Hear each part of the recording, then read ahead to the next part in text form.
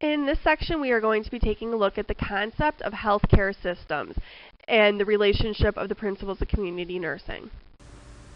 I just want to take a moment to go over what the class expectations are for each class day. There is a ticket to class. They are located in your syllabus under learning activities, and it is very clearly stated ticket to class. So the majority of the days you will have to do an NCLEX question, refer to your syllabus for guidelines in completing those questions. These will be used in class to enhance your learning as a student, and also in addition to the questions that I have provided for you in class as well. The other component is my nursing lab. This is going to be a required piece of the course. There in your syllabus, it is again spelled out that whether these particular modules are optional or suggested, or if they are required. There are several class days that there is a required My Nursing Lab module that you will have to provide your post-test results in order to enter class. So again, with the ticket to class, you need this to enter class and to participate in class on that given day. If you do not have it, you will need to leave the classroom environment, complete it, and then you are more than welcome to enter and continue the rest of the content for that class period. So these are the objectives for this section, and you can take a look at those. The student learning outcomes that we are going to be concentrating on would be to provide safe, patient-centered, evidence-based nursing care for chronic and vulnerable populations guided by the Caritas philosophy. Secondly, to demonstrate critical thinking and clinical reasoning when providing quality patient care in community settings. And thirdly, to manage care for clients in groups in diverse settings. So you may be asking yourself, what exactly is community nursing? And you may have a vague idea based on previous experience.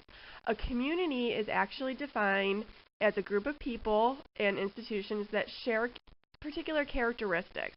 And these characteristics and health needs vary according to the particular community that you are dealing with. There is a focus on the health and promotion of health of each particular community. So what we will be taking a look at is that focus of health of the overall population, and also attention to determinants of health and their interactions. And a determinant is actually defined as a range of personal, social, economic, and environmental factors that influence a health status. We're also going to be taking a look at collaboration and multiple strategies that are used within the community setting. You have probably heard Healthy People 2020 throughout the program up to this point. These are the overall goals and objectives of Healthy People 2020, but it also takes a look at identifying nationwide health improvement priorities, increasing public awareness and understanding of the determinants of health, disease, and disability, and also the opportunities for progress.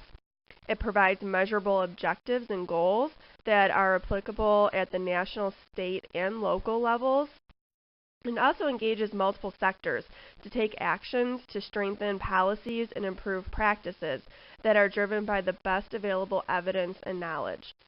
And lastly, identifying critical research, evaluation, and data collection needs. So you will have noticed in your syllabus that there is a link that I have provided under Class 1 that will take you to Healthy People 2020.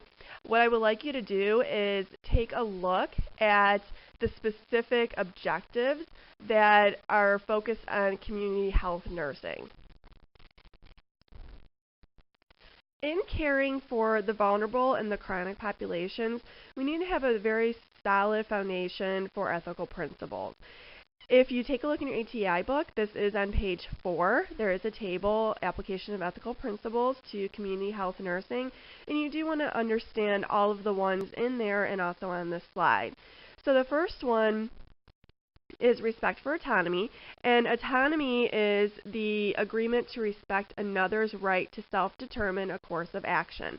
And what this is taking a look at is we are going into their homes, into their environment in a lot of cases. And if they choose not to follow up on what we think is something that is potentially harmful or the disease process. So if a patient has very high blood pressure and we are concerned and we would like them to go seek a higher level of medical attention and they are saying no, we have to provide that education, but we also have to respect their right.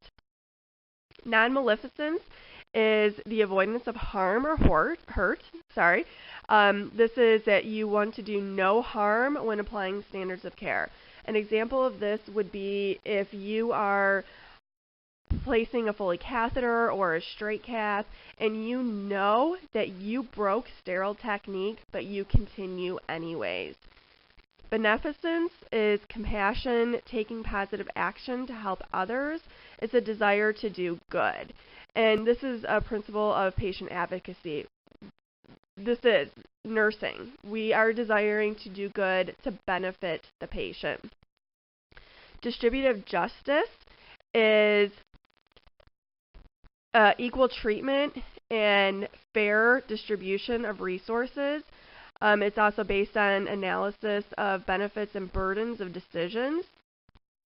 And it's taking a look that everyone has an equal right to the goods distributed regardless of what they have contributed or what they are. So everybody has a right to access to health care. Fidelity is another principle, and it is taking a look at it requires loyalty, fairness, advocacy, and a dedication to our patients. So an example of this would be an agreement to keep our promises. If we tell a client that we will return in 15 minutes, we need to return in 15 minutes. This is upholding this ethical principle. And then the last one is veracity, and this is truth-telling. So we need to just be very aware and make sure that we tell the truth to patients at all times. One of the key components of community health nursing is education. So you will have multiple opportunities throughout this rotation to provide education to a variety of different clients. And you need to understand how we are going to provide this education. So the education is primarily focused on promoting, maintaining, and restoring the health of populations. You need to understand and identify what the specific learning need is of that population. Take a look at what their learning style is, and if you look at page 8 in your ATI book, you will see the different learning styles. You have the visual, the auditory, and the tactile kinesthetic learners, which you probably are familiar with based on your own particular learning style.